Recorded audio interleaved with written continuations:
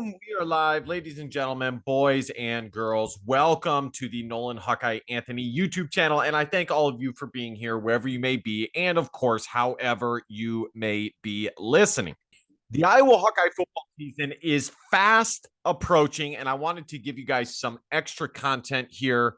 We did just hit 1,000 subs. Thank you to all of you who have given me your support, your time, and your comments. I am more grateful than you will ever understand. The channel is now monetized. You can now send a super chat or a sticker, basically some sort of tip through the YouTube channel if you would like to do so. But of course, the biggest endorsement you can give me is hitting that subscribe button, support a fellow Hawk, like, comment, share. You know the drill. The topic of this video is going to be the five, not most important, but the 5 Iowa Hawkeye players that if they have good seasons, the Iowa Hawkeye football team will be at the top of the West, in contention for a 10-plus win season, and therefore in contention in the Big Ten overall. And I'm also going to give you guys some secondary under the radar guys, not secondary the position, but just some guys under the radar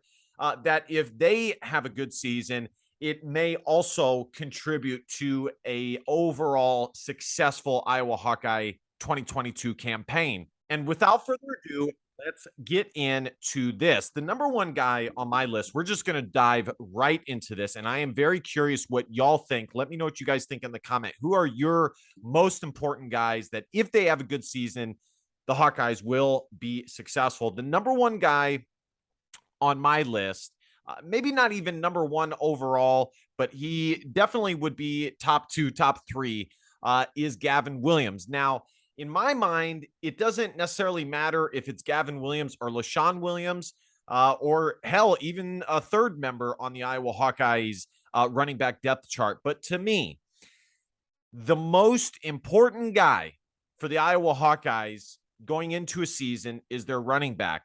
And you know, we've seen a lot of the special Iowa Hawkeye teams, with the exception of last year, which wasn't a bad running season, as Iowa did still have 1,000-yard rusher, but it wasn't as good as we had seen in previous really, really phenomenal seasons. But again, that would probably be an outlier, and the Iowa Hawkeyes made up for it in other places, such as interceptions, defense as a whole, things like that. But in other very, very successful football seasons, the Iowa Hawkeyes have had a good rushing attack. And I would even go a step further and say not only is it one guy, but it's multiple guys. And it's just a really, really solid run game as a whole that gets the Hawkeyes over the hump. And I would say Wisconsin and many of the teams in the Big Ten West are the exact same way. So to me, it doesn't necessarily matter if it's Gavin Williams or LaShawn Williams, but because Gavin Williams is the number one guy on the depth chart right now, I, of course, have to go with him. And I'm very excited about him. I really, really think that he is not being overlooked, but I also don't think he's being given the credit he deserves. The guy was a really, really solid get for the Iowa Hawkeye coaching staff when they got him. He had an offer from Michigan. At one time, he was considered a 4-star running back. And had he not committed to the Iowa Hawkeyes so early, I think he would have stayed as a 4-star running back prospect. I think this is classic Iowa Hawkeyes right here, with a running back that is broad shoulders, can carry a big workload, especially in those winter months. So I'm very excited about Gavin Williams. If he has a good football season, the Iowa Hawkeyes will be in great shape. The second guy on my list is linebacker Jack Campbell, probably the most, or at least the second most coveted guy when it comes to post or preseason honors on this Iowa Hawkeye team, other than Riley Moss. And, you know, great Iowa Hawkeye football teams always have that guy in the middle that is just manning the defense and really just killing it, kicking A out there, taking names. You know the drill. This guy is a monster. I think, knock on wood, as long as he doesn't get injured, he is destined for a big season with the Iowa Hawkeyes. And if he does that, that means good stuff for the Hawks. The third guy on my list is Riley Moss, and I don't want to put too many guys on this list that are on the defense. But, and who knows, we may have more guys on the defense than the offense. But I really do think that if Riley Moss has a good season, it spells success for the Iowa Hawkeyes. And we've seen that in the past. We saw it with Desmond King when he had a really good season. Heck, even Josh Jackson, Iowa didn't have as good of a season as the Desmond King team did, but it still was a decent season. Riley Moss, is he capable of being that All-American, top tier cornerback that we have seen with the likes of Josh Jackson, Desmond King, guys like that? Heck, I guess you could throw BJ Lowry in there. Michael Ojemudia was definitely really good. I would say where Riley Moss is right now is somewhere closer to Michael Ojemudia and what we saw with him after his junior year going into his senior campaign. I think he's between that and like a BJ Lowry. Very solid season. Probably last year, probably would have been drafted. Many people thought he was gone. At times last year, he was, a Jim Thorpe Award winner contender. At times he was an All-American. I believe Riley Moss was even on some mid-season All-American teams. But of course, what separates the men from the boys when it comes to those types of honors is consistency. Can Riley Moss get that type of consistency? Can he stay healthy? Can he become a turnover machine? If he does that, that will spell success for the Iowa Hawkeyes next year. And the next guy on my list, the fourth guy, is wide receiver Keegan Johnson. Now, it may be too premature. He's only going into his sophomore year. And to be totally frank, guys, I damn near chose Nico Raggiani and Arland Bruce, because in my mind, I can see how each one of them, if they have big seasons, it would spell success for the Iowa Hawkeyes. And let's be honest, there's probably only room for one guy. There's room for more than one guy to have success in the wide receiver room on most teams, but for the Iowa Hawkeyes, until proven otherwise, it's probably only one guy. So with that in mind, I got to just go with one guy, and Keegan Johnson did have a better year statistically. Now, a reason that you would consider going for Ragaini, aka Raggiani, and or Arland Bruce would be Ragaini is, seasoned. He's been playing in the Big Ten for a long time, and this is the time where he's going to break out and have a phenomenal season. Plus, he has the chemistry with Spencer Petras or Alex Padilla. Arland Bruce, you can make the case that not only is he a great wide receiver, or potentially a great wide receiver, but he can also make plays in the run game. And because of that, I really, really did almost choose Arland Bruce. But in the end, I think Keegan Johnson is the guy as of right now who has the biggest potential all around. I think we saw him make plays last year where this guy really can be dynamic, and that's not taking anything away from Arland Bruce or Ragaini. But I do think that this guy can be really dynamic. I think he can add an element to this Iowa Hawkeye team that we haven't seen since Amir Smith-Marset, and before that we hadn't seen for a long time. And I'm very excited about him.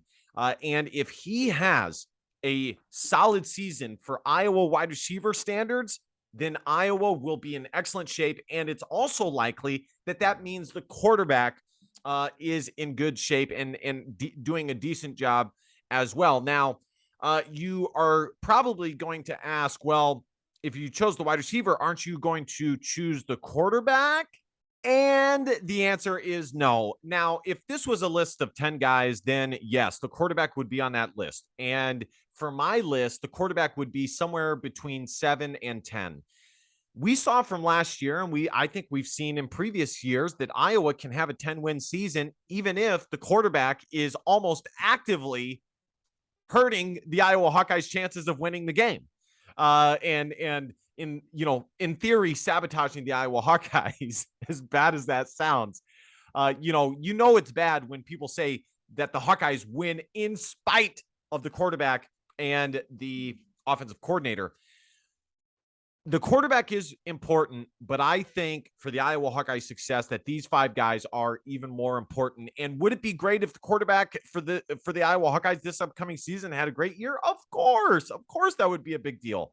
But if I'm only going with 5, I'm going with these 5. Lucas Van Ness, I don't know if you guys seen this guy. This guy is he's the Terminator. He is a monster. He's a freak. He is shredded like a greyhound.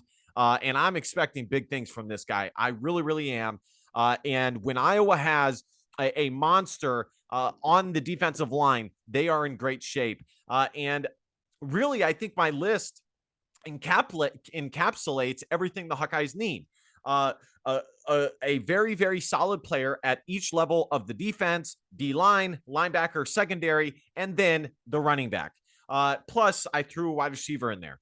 So I think my list is very well-rounded. And, I wanted to also keep it not so certain, although I think a lot of us are going to have very similar lists. Of course, some of you could have thrown in, many other guys, Arland Bruce, like I said, Nico Reganey, Spencer Petras, Alex Padilla,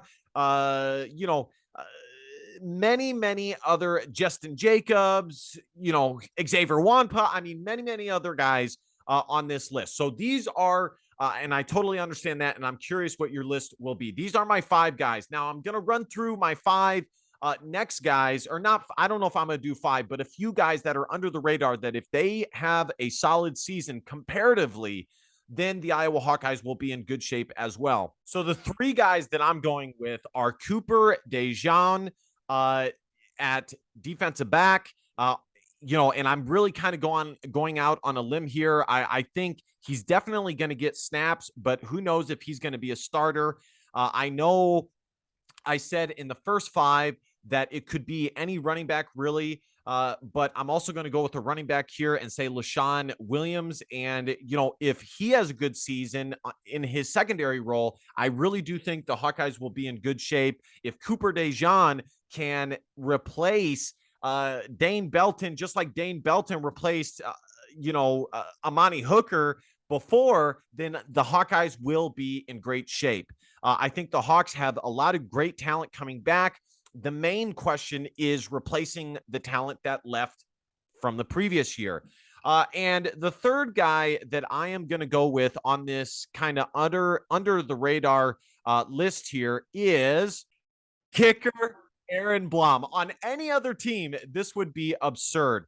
But as we have seen with Keith Duncan's and what we saw last year with Caleb Shudak, and we even saw before with, I'm trying to think of the guy who hit the game winner against the Pittsburgh Panthers, Marshall Kane, who had one of the best walk-offs ever. The kicking is important for the Iowa Hawkeyes because as we saw from last year, sometimes they struggle to put the ball in the end zone. So where they can get points is very important because they don't get a lot of them.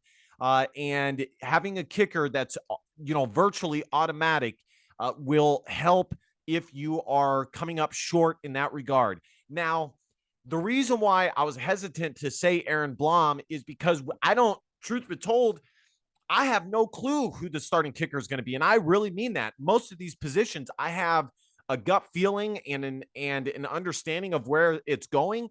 But right now, I would say it's between Aaron Blum and true freshman Drew Stevens. But because I know how hard it is to kick in the Big Ten in general, I'm not going to go with the freshman, even though he is talented and the Hawkeyes got a good pickup with him.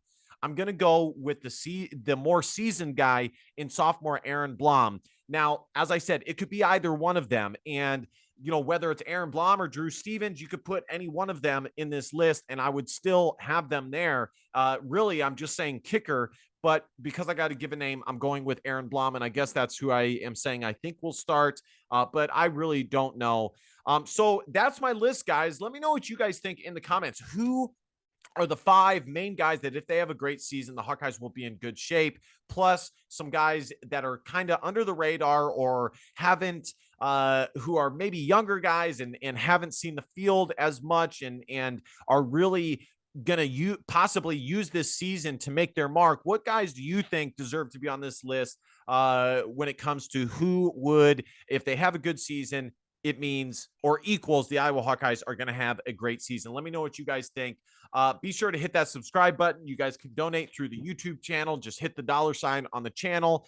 Last but not least, DBAP, don't be a pussy willow. In facts or feelings, because your feelings just don't matter. Love you guys. See you guys next time. Go Hawks. Bye-bye.